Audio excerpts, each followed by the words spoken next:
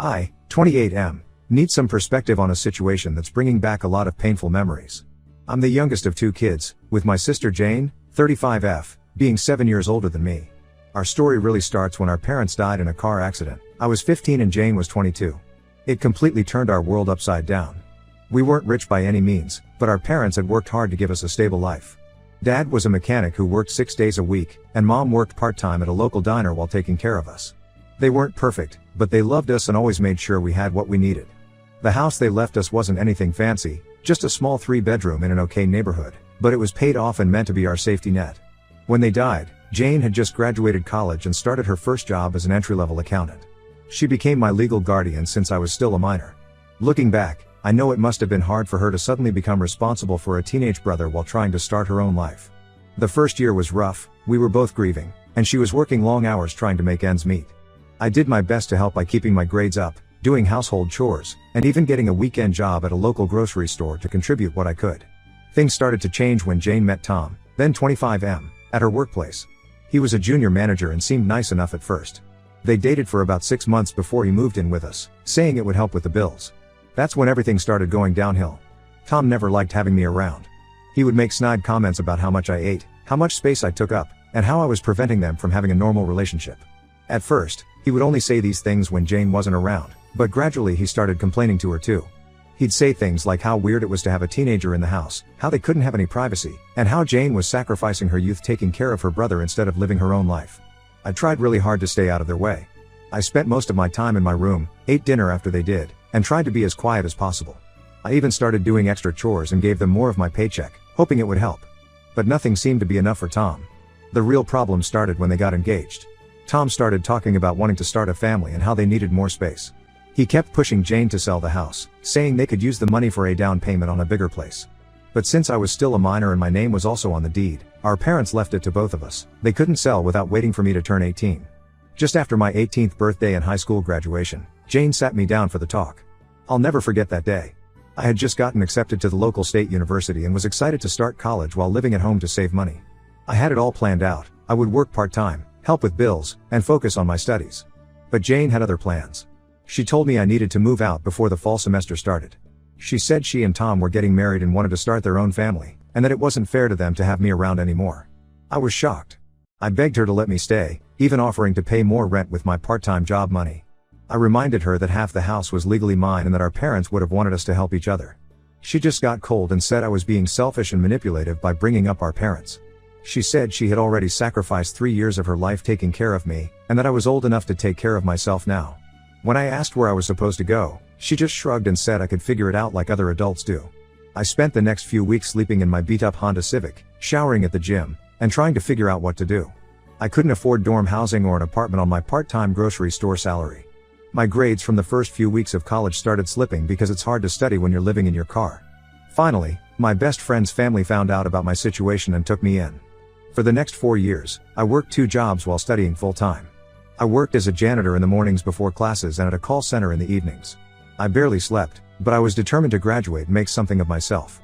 My friends' family helped when they could, but they weren't well off either, so I tried to contribute what I could to their household. I managed to graduate with a computer science degree and landed a good job at a tech company. I worked my way up, saved everything I could, and last year I finally bought my own house. It's not huge, but it's mine, and I'm proud of what I've accomplished despite everything. Jane and I haven't had much contact over the years. She tried reaching out a few times, usually around holidays, but I kept things minimal. I never forgot how she chose her husband over her own brother and left me homeless. I later found out they sold our parents' house shortly after I left, but I never saw a penny from the sale. Last week, Jane called me crying. Apparently, Tom lost his job 6 months ago and has been hiding a gambling addiction. He's gambled away all their savings and they lost their house to foreclosure. They're getting divorced, and she has nowhere to go. She asked if she could stay with me until she gets back on her feet, saying she's my sister and family should help family. I laughed. I actually laughed.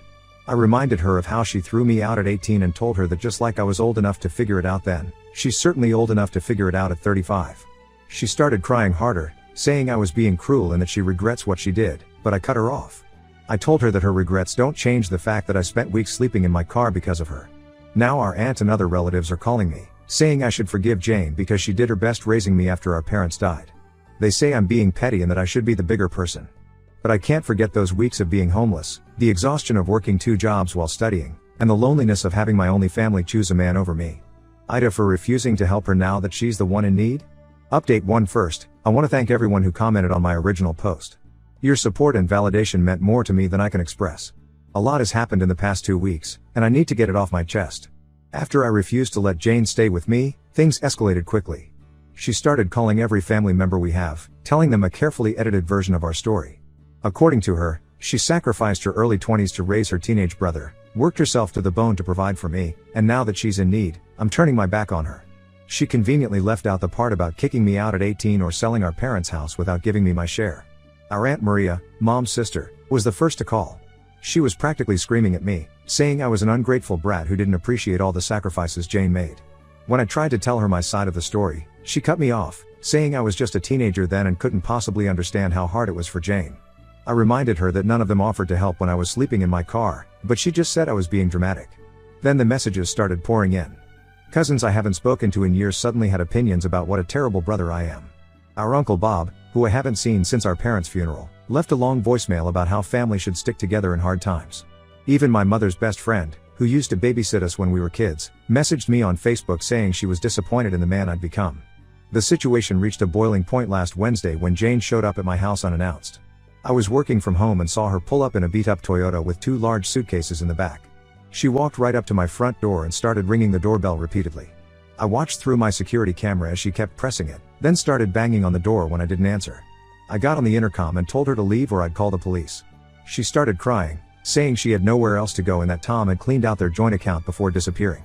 She sat down on my porch and refused to move, saying she would wait until I changed my mind. My next door neighbor, Mrs. Patterson, came over concerned about the commotion. Jane immediately started telling her this sob story about her heartless brother leaving her homeless. After 3 hours of this, I finally called the police. While waiting for them to arrive, Jane pulled out her phone and started recording herself. Through my security camera, I could hear her narrating how her brother, who she raised after their parents died, was calling the cops on her instead of helping her in her time of need. She posted this video on Facebook, tagging mutual friends and family members. The police finally came and convinced her to leave, but the damage was done. Her video went viral in our social circle. Former high school classmates started messaging me, saying they couldn't believe how cruel I was being. Some of my cousins shared the video, adding captions about how money changes people and success made me forget where I came from. The biggest shock came the next day when I received a message from Sarah, Tom's sister. We weren't close, but she had always been nice to me when I lived with Jane. She said she couldn't stay quiet anymore after seeing Jane's video. According to Sarah, back when I was 18, Jane and Tom had already made plans to sell our parents' house. They had a buyer lined up and everything, but they couldn't proceed because my name was on the deed too. That's why they were so adamant about getting me out. They wanted to sell the house without having to split the money with me. Sarah provided screenshots of old text messages between her and Tom where he complained about how my presence was preventing them from cashing in on the house. She even had an email where Tom discussed strategies for pressuring me to sign over my rights to the property once I turned 18. They had it all planned out, but when I refused to sign anything, they decided to just kick me out and wait until I was desperate enough to agree to the sale. This revelation hit me hard. I always knew Jane chose Tom over me, but finding out they had actively plotted to steal my inheritance made me physically sick. They waited until I was barely legal, made me homeless, and then profited from the house our parents left for both of us. I'm even more certain now that I made the right decision in refusing to help Jane, but the constant harassment from family members is wearing me down. My phone keeps buzzing with messages telling me I'm heartless, that I'm abandoning my sister when she needs me most.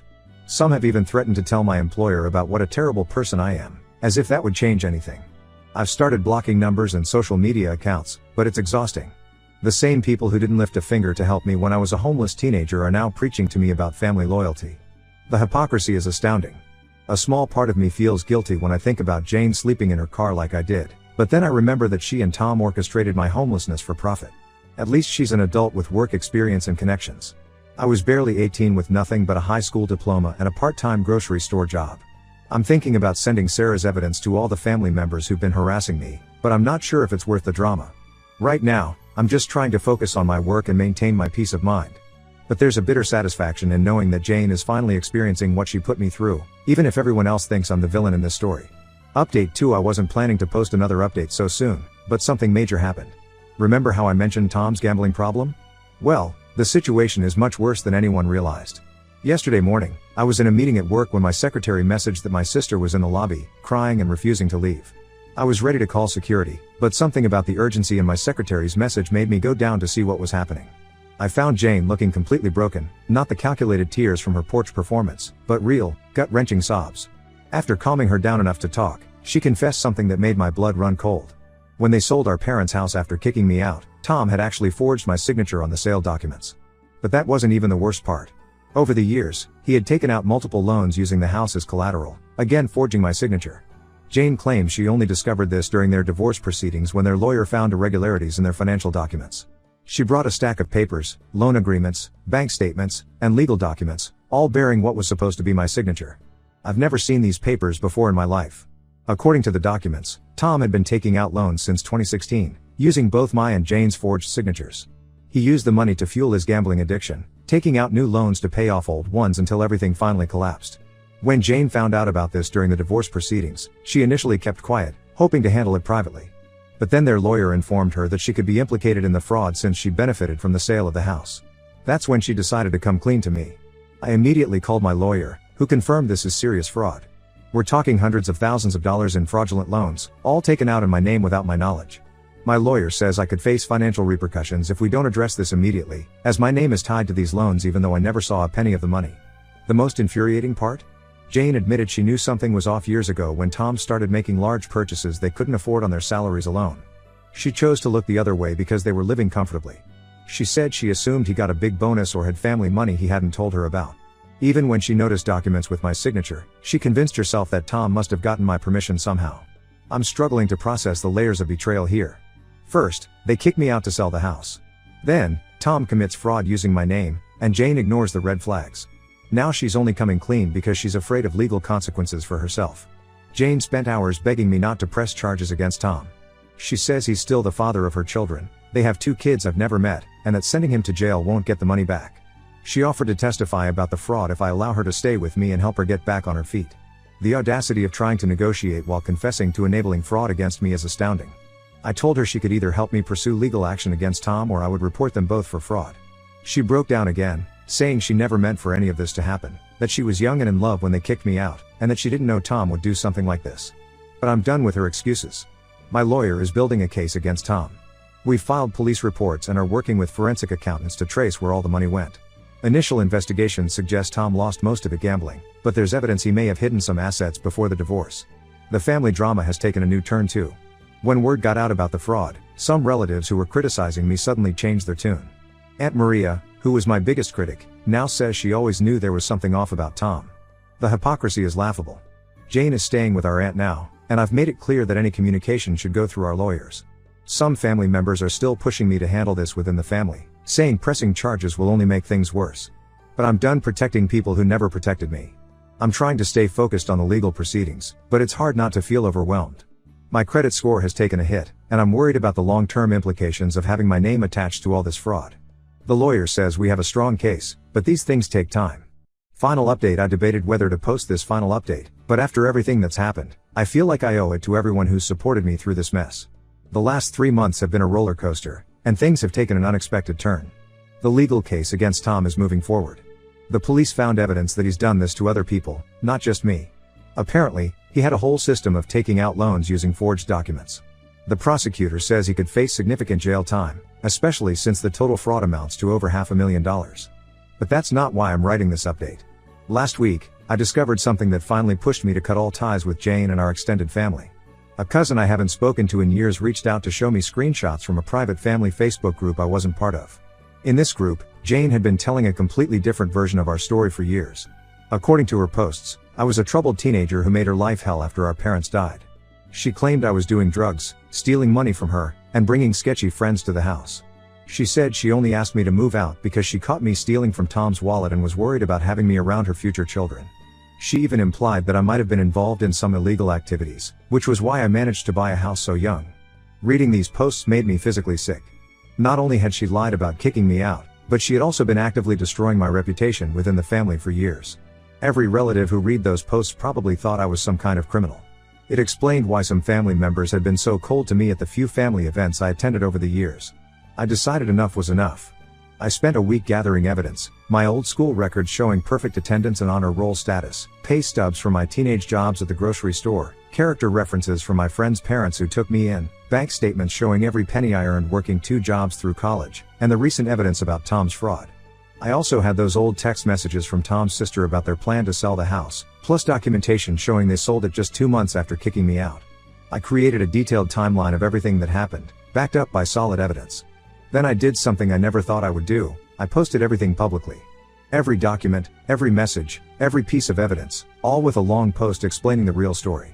I tagged every family member who had been in that private group, everyone who had harassed me about not helping Jane, everyone who had shared her crying video. The fallout was immediate. Many family members who had sided with Jane started reaching out to apologize. Some claimed they never knew the full story, despite me trying to tell them for years. Others tried to defend themselves, saying they were just trying to keep the peace in the family. Jane tried to damage control by saying she only wrote those things because she was hurt and angry, but no one's buying it anymore. The timestamps on her post show she's been spreading these lies consistently for years, not just recently. I've blocked Jane, Tom, and most of our extended family. A few cousins who apologized sincerely might stay in my life, but I'm done with the toxic family dynamics. My lawyer advised me to cut contact anyway because of the ongoing legal case, but honestly, I should have done this years ago. To everyone who's followed this journey and offered support, thank you. You helped me stay strong when I was doubting myself. Sometimes the hardest part of standing up for yourself is believing you deserve to. I've learned that blood doesn't make a family, actions do. The friends who helped me when I was homeless, my coworkers who supported me through this mess, and even strangers on Reddit who offered kind words, you've been more family to me than my actual relatives. The legal case continues, but this chapter of my life is closed. I finally feel free.